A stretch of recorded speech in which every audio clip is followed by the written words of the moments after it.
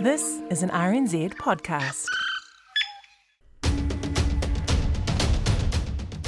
Ora vinaka, this is Pacific Waves from RNZ Pacific. I'm Susana Swiswiki. Coming up, Vanuatu's Ambae still on high alert for increased volcanic activity. Also, anyone with any background, any culture, and then providing the platform for them to actually showcase what they can do. Pacific dancers from around the region compete in Samoan siva afi, and more heartbreak for Moana Pasifika against the Chiefs. Vanuatu's Ambae Island remains on high alert due to activity from the Manorovui volcano. The Vanuatu Meteorology and Geohazards Department says the island currently remains on alert level 3, but a team from the National Disaster Management Office is on the ground making assessments.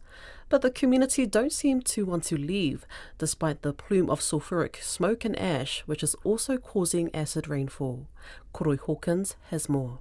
The Vanuatu Meteorology and Geohazards Department has confirmed Manarovui's volcanic activity remains at alert level 3, signifying a minor eruption event. Alert level 4 could see the entire island evacuated, with authorities urging community members to be ready to leave at a moment's notice. But some of those who were there housing and sheltering Ambae residents in 2018 when the volcano last erupted remember what it feels like. Christian Tukanamoli from the Save the Children was one of them. He says folks on Ambae Island are reluctant to leave so long as they don't have to. There are some challenges that they face. At the moment, they were feeling like they have to remain back on the island because they feel like they want to be supported, but supported on the island. But the eruption has created numerous health concerns, Tukunamoli says. We experience in the southern part, they experience ash falls, and also on the western side, also they experience this. Concentrates raised at the moment on the ground is around water because the water are being contaminated by the ashfall and acid rain. An evacuation has yet to be ordered. All the while, ashfall has been reported in the neighbouring Espiritu Santo, Pentecost and Maiwo Islands. Thomas Toa from the Mormon Church looks after spaces for the elderly and differently abled. He says he's on standby to help if things get worse. Ashfall and acid rain, those things are coming down. Like all those things are happening right now. It's worse. We need to do something for them.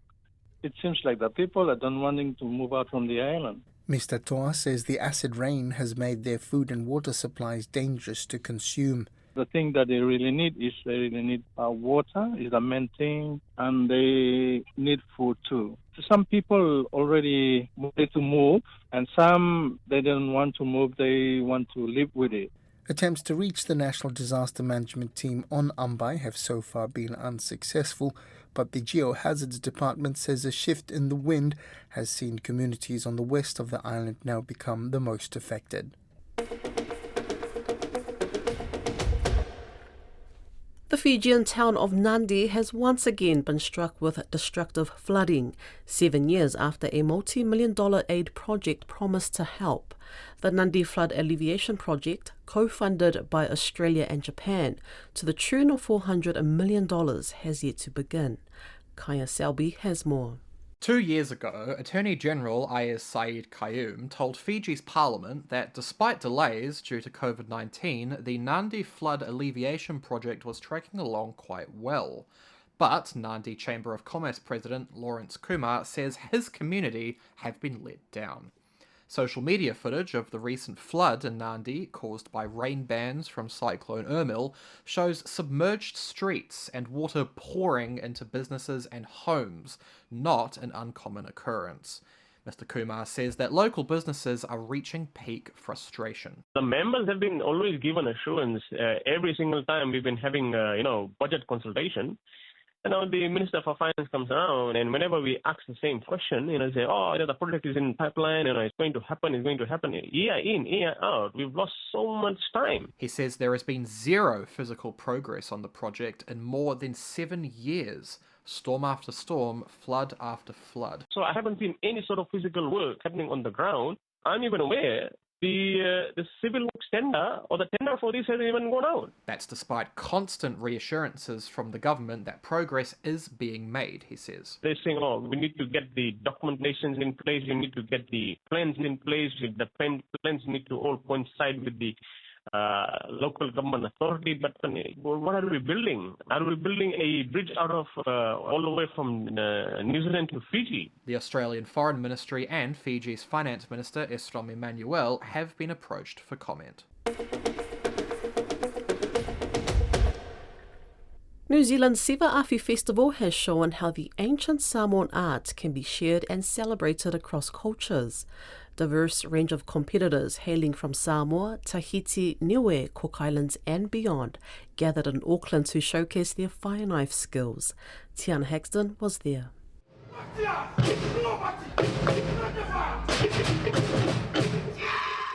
Flames licked the stage and smoke wafted above the Mangere Arts Centre as Siva Afi warriors spun, swung and threw traditional Nifo'oti Samoan fire knives.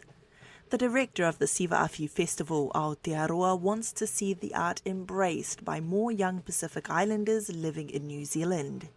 Not only does it keep the culture alive, Aotearoa says it instills valuable skills in spinners. It is all about helping the culture in that. We found that confidence is one thing that the kids build, or even adults, or those who don't have that confidence. But then also there is the ability to have intergenerational learning. He says Siva Afi isn't reserved for just Samoans. Many of this year's competitors hailed from other Pacific islands.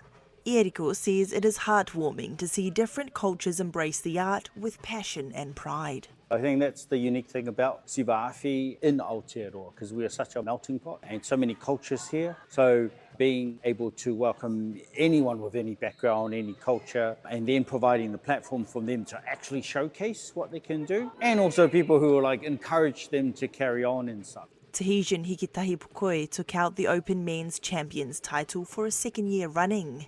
He says the Siva Afi Festival Aotearoa provides a platform for Pacific competitors to experience international competition. I think it's a great opportunity to have competition all around the world. So we met a lot of other fine art dancers because here in Tahiti, we don't have the same style, same dance style. And it's cool to discover from Samoa, New Zealand, Tonga.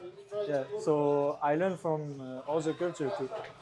Kiwi Tim Noyce lived in Samoa in 2012, where he learnt the art of Siva Afi from local champions. He says he loves how inclusive it is. To add to it, there's no holding of the knowledge. You know, you talk to anyone here, it doesn't matter if they're world champs or they're just starting out, you walk up to them and go, hey, how did you do that move? And everyone's happy to share it and happy to, film it and give them the videos, help each other out. It was that community spirit that led the intermediate winner to victory. Vandros Bere travelled from Hamilton to compete, representing both the Samoan and Niuean sides. He couldn't believe it when he was announced the winner, revealing he had only been spinning for a year after discovering the art online. So I just started scrolling through YouTube, and then I just saw the speed test of Mikaele Aloha, and then I just I want to give that a try. So I tried it, and I've been training approximately just 1 year. I started March last year. Yeah, I feel awesome. Runner-up Jazara Talatala says spinning makes her feel closer to her ancestors. The 14-year-old says trainings may be tough, but connecting with her Samoan culture makes it worth it. I think it was a really good experience. I just hope everyone's proud of me. I just loved the crowd and just being able to embrace my culture as a Siva Afi warrior. I just felt such a connection, being able to dedicate all my performances to my ancestors, especially my granddad up in heaven. One of the judges says they see great potential in the competitors, some as young as 5. Tamaru Colombo placed second at the World Fire Knife Championship in 2003. This was his first time in the judges' seat, where he says he could see the passion for the art in all performers. when they perform, I can see from their eyes, they're really into it. Like they really enjoy and they like Siva Afi. Siva Afi for me is not only somebody who come and perform. You learn a lot of things also about life. You have to take care of your health, spirit, and it learned me to be humble too and respectful. And I think they will learn that too. Festival organisers say the future is bright as more youth in New Zealand pick up the fire knife and become Siva Afi warriors. Ladies and gentlemen! Wow!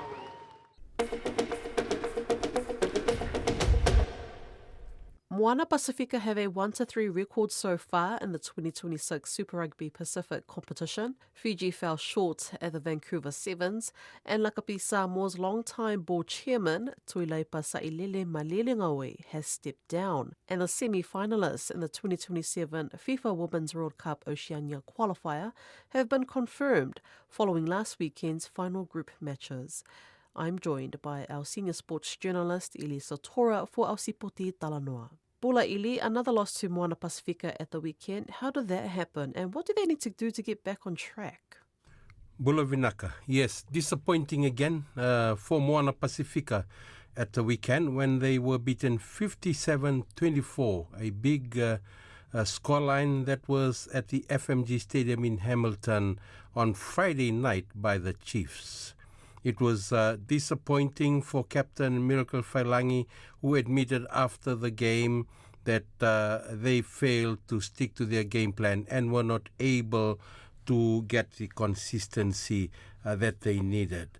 It was another big scoreline, especially coming after their loss to the Western Force at Pukekohe the weekend before, and to the Hurricanes in the country's capital the weekend prior to that. So three big losses coming after the win over the Fijian Drua in Lautoka. Now, they still have a chance. They still have a chance to right their wrongs and get back on track in their campaign. Remember last year, they stunned the Super Rugby competition and managed to record some very good wins against some of the stronger teams in the competition. What they will need to do going forward from this weekend, and that and their competition doesn't get any easier for them. They will face the Blues at Eden Park. They will need to start well. There is no other way for the side if they want to replicate what they did in 2025. They need to start well, and they need to play consistently throughout the 80 minutes. They need to get their basics right. Now, the set pieces, they were losing their line-out throws. You just can't afford to do that in Super Rugby. You can't win matches if you don't have possession from your set pieces. As I said before, they need to be consistent. Their kicking games need to get better. I could see that they were missing William Havili, who was very good with his kicking game every time he's on the field for Moana. He just knew where to place the ball, what time he needed to kick, and kicking under pressure just didn't help them at all. And they always will need chasers to be chasing those kicks. And, at the end of the day, they will have to just stand up and make it happen, because nobody else will.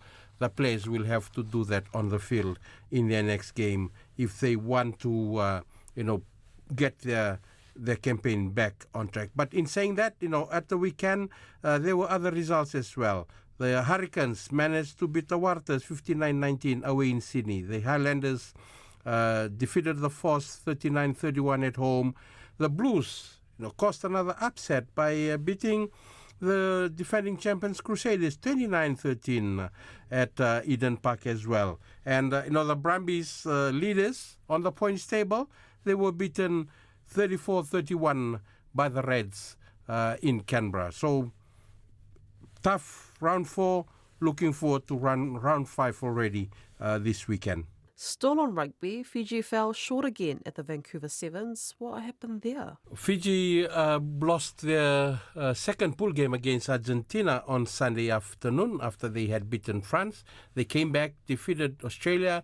They earned a semi-final spot, and they came up against Spain in the semi-final. They they just lost the restarts. Spain won 3 starts, won 3 restarts, and they scored 3 tries. In the end, Fiji lost out, and Spain advanced into the final where they met South Africa. But luckily for Fiji, they came back. They came back against Australia in the third place playoff, and they managed to win 29-10. They earned 16 points and just managed to retain their lead at the top of the men's point standing in the HSBC 7 series. But now they are joined by South Africa, who defeated Spain 38-12 in the final earlier Monday afternoon, and now they've joined Fiji at the top. In the women's competition, New Zealand just proved too strong again for Australia in the women's final, winning 24-17 in the end and maintaining their lead in the women's competition. Disappointing though for the Fijiana. The Fijiana sevens team were not able to get past pool play. They lost to Canada in the 7th place playoff as they head to New York. So New York is going to be the last tournament on the normal HSBC 7 series for the season, and after New York they will decide who the series winners are and move on to the World Championship, which starts in April. Big news in Samoa with Tuilepa stepping down as chair of Samoa Rugby. Can you share more with us on that? Yeah, the Lakapi Samoa issue has been in the news, especially in Samoa, and we've been following it here in New Zealand. There was a standoff, so to speak, with the Samoan Prime Minister, Lauli and Tuilepa, the former Prime Minister and Chairman.